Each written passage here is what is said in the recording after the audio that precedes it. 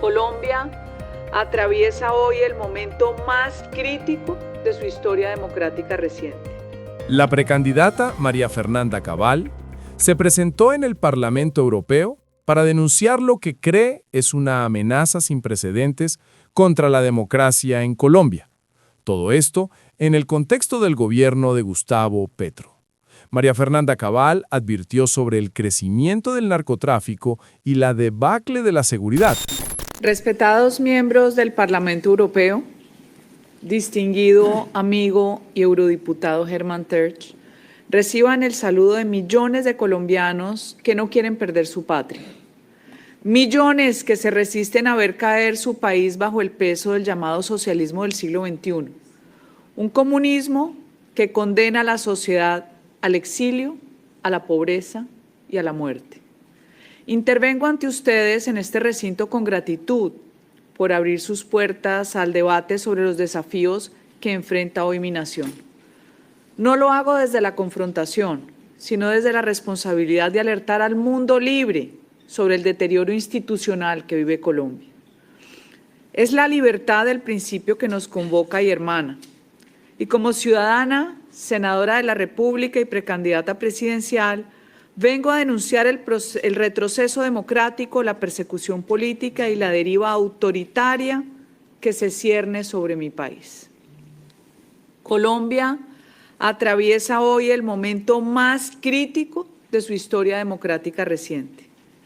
El gobierno de Gustavo Petro ha emprendido un camino que debilita las instituciones, socava la independencia de los poderes públicos y pone en riesgo la estabilidad política, amenazando la propiedad privada, destruyendo el sistema de salud que defendía el principio de solidaridad y arrebatando el ahorro pensional de los trabajadores. Su gestión ha introducido la idea peligrosa de que la ley es un instrumento al servicio del poder y no un límite a su ambición. El ataque sistemático a la prensa y la persecución a la oposición son síntomas de una democracia asediada. Hoy se estigmatiza al disidente, se instrumentaliza la justicia para callar voces críticas y se utiliza el aparato estatal para promover una narrativa única que busca legitimar el autoritarismo con el lenguaje de la inclusión. Los abusos de poder y la manipulación de la justicia no pueden ser normalizados. Por eso, lo que comenzó como una promesa de cambio en Colombia se ha convertido en una maquinaria de control político, comunicacional y judicial. Hace más de un año publiqué el ensayo titulado La democracia en peligro y alerté al país y a la comunidad internacional sobre la amenaza creciente que representan las alianzas entre las guerrillas narcotraficantes, convertidas en estructuras criminales transnacionales que operan en varios países. Esa advertencia, lamentablemente, se ha confirmado. Las instituciones están siendo penetradas por intereses ilegales que utilizan el poder político como escudo y como herramienta de dominación. El narcotráfico se ha convertido en un actor político con poder real.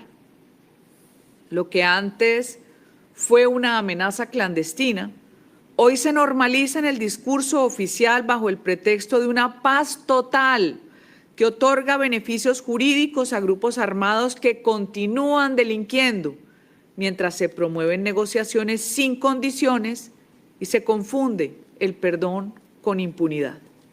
Así, el Estado de Derecho cede terreno ante estructuras criminales que, lejos de desmovilizarse, se fortalecen y aumentan el control territorial a través de las economías ilegales que además financian la política y alientan la corrupción. La paz no puede construirse sobre la rendición del Estado ante el crimen. Sin autoridad no hay Estado que proteja a sus ciudadanos. Y las democracias no deben temer al diálogo, pero sí deben desconfiar de quienes lo utilizan como disfraz para ocultar la imposición autoritaria. Por eso el gobierno actual, en su afán de construir una narrativa redentora, ha legitimado a los mismos actores que durante décadas destruyeron el tejido social, secuestraron, asesinaron y desplazaron a millones de compatriotas. Y mientras los responsables de crímenes atroces gozan de libertad y privilegios, los líderes de la oposición enfrentan persecución judicial y amenazas de muerte. El caso del expresidente Álvaro Uribe Vélez, símbolo de la defensa de la democracia y el combate al terrorismo, es prueba de cómo la justicia se ha convertido en instrumento del poder político. El próximo viernes, el Tribunal Superior de Bogotá deberá decidir si ratifica o no la condena al presidente Álvaro Uribe. En contraste, los antiguos jefes de las FARC son hoy congresistas y portavoces del régimen, beneficiados por una justicia complaciente que los absuelve con penas simbólicas en perjuicio de sus víctimas. La violencia política ha vuelto a teñir de sangre la vida pública. Los atentados contra los líderes del Centro Democrático, como el que cobró la vida del precandidato presidencial Miguel Uribe, evidencian que el odio ideológico se ha transformado en violencia real. Ese mismo determinador del atentado terrorista y asesino de Miguel, el Zarco Aldinever, es su alias, de acuerdo a la inteligencia policial, había pagado hace apenas unos años una gruesa suma de dinero por atentar contra mí y contra mi familia. Las estructuras narcoterroristas que antes fueron perseguidas y hoy son alentadas desde el poder, generando un clima de miedo e incertidumbre, amenaza el proceso electoral de 2026. Colombia fue durante décadas un ejemplo de alianzas con el mundo libre. Nuestra política exterior se construyó sobre 3 pilares: la defensa de la democracia, la cooperación internacional y la lucha conjunta contra el narcotráfico y el terrorismo.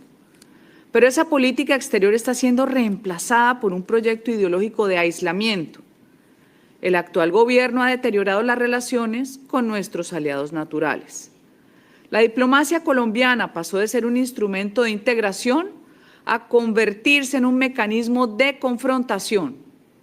Y ninguna nación puede prosperar sola, pues la soberanía se defiende con cooperación y respeto mutuo. Nuestro futuro no está en la órbita del extremismo ideológico ni en la complacencia con las dictaduras del continente. Para concluir, señores diputados, el pueblo colombiano merece elecciones libres, transparentes y seguras donde cada voto cuente sin miedo y sin manipulación. Por eso hago un llamado enérgico a la Unión Europea y a sus instituciones para que garanticen una observación amplia, rigurosa e independiente del proceso electoral de 2026. La vigilancia internacional no es injerencia, es defensa de la democracia. La presencia de Europa en nuestras urnas será garantía de transparencia y un mensaje inequívoco de que las democracias del mundo no abandonan a sus aliados cuando la libertad está en riesgo. El autoritarismo se combate con vigilancia y solidaridad internacional. El silencio, en cambio, fortalece la impunidad y alimenta la manipulación del poder. Por eso, esta solicitud no es un acto protocolario, es una advertencia histórica. Si Colombia pierde su democracia, toda la región volverá a estar en riesgo inminente. Como si fuera poco, el grupo terrorista Hamás ha manifestado su respaldo al gobierno de Gustavo Petro, lo que debe ser una alerta que no puede ignorarse. Esa manifestación pública de apoyo de una organización señalada por su violencia y desprecio por la vida humana confirma el rumbo equivocado de la política exterior colombiana. No se trata solo de un error diplomático, sino de una fractura moral. Cuando un grupo terrorista respalda a un gobierno democrático, algo grave está sucediendo. Además, en un acto de irresponsabilidad y sin ningún respeto, el presidente colombiano expulsó la misión diplomática de Israel, suspendió el Tratado de Libre Comercio que fortalecía nuestra economía y debilitó los vínculos con un aliado clave en la lucha contra el terrorismo, como lo ha sido Israel. Hoy levanto mi voz ante este Parlamento para pedir que no nos dejen solos. No nos dejen solos frente al avance del autoritarismo, frente a la expansión del crimen, frente al aislamiento diplomático que amenaza con cerrar las puertas del mundo libre a mi país. Colombia, la nación que ha resistido durante décadas la violencia del narcotráfico y del terrorismo. Y ese futuro solo será posible si el mundo democrático permanece vigilante, firme y solidario. La historia enseña que las democracias se pierden lentamente, pero se recuperan con valentía.